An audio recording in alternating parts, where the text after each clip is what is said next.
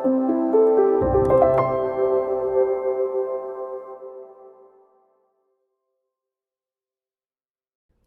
I'm Olivia, and welcome to Connecting the Dots in Early Childhood Education.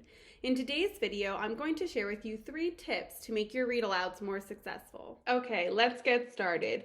3 tips to make your read-alouds more successful in your classroom. Tip number 1 is to establish a read-aloud routine. When in the day do you do read-alouds? Is it at a consistent point in the day and in the schedule? Where in the classroom do you do your read-alouds? Do you do them on the rug and get nice and cozy? How long do your read-alouds last?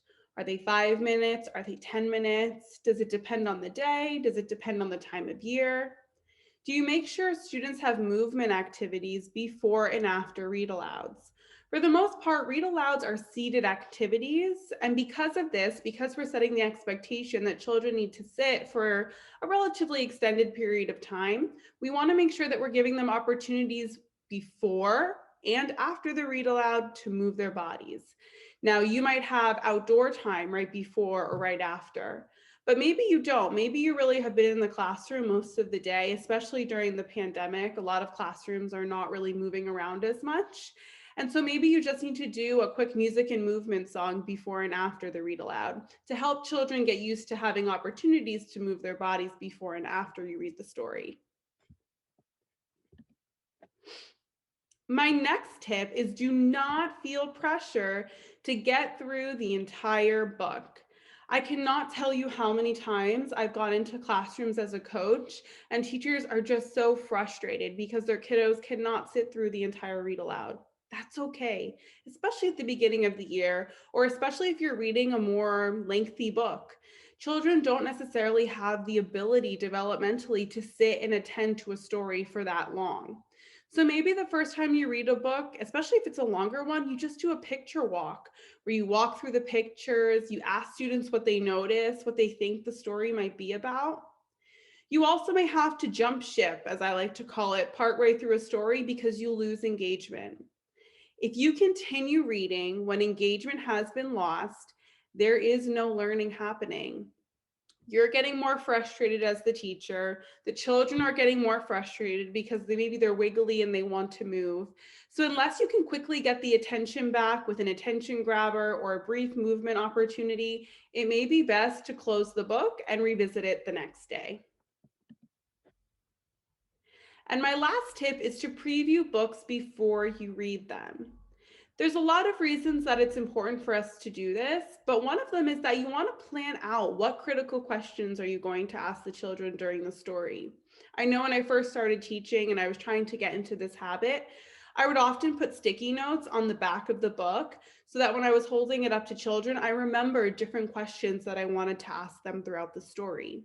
And if a children saw a sticky note and asked me what it was, I was able to tell them, there was this question that I was just so excited to ask you during our read aloud today, so I wrote it down so I wouldn't forget.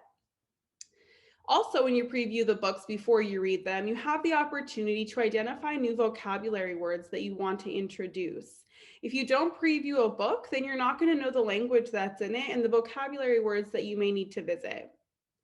And also, before you read the book, really think about how you will read the book. What kind of tone of voice are you going to use? Are you going to use different voices depending on the character who's speaking? Where are you doing the reading? Are you making sure that the book is at the eye level of the children? And can all children see the book?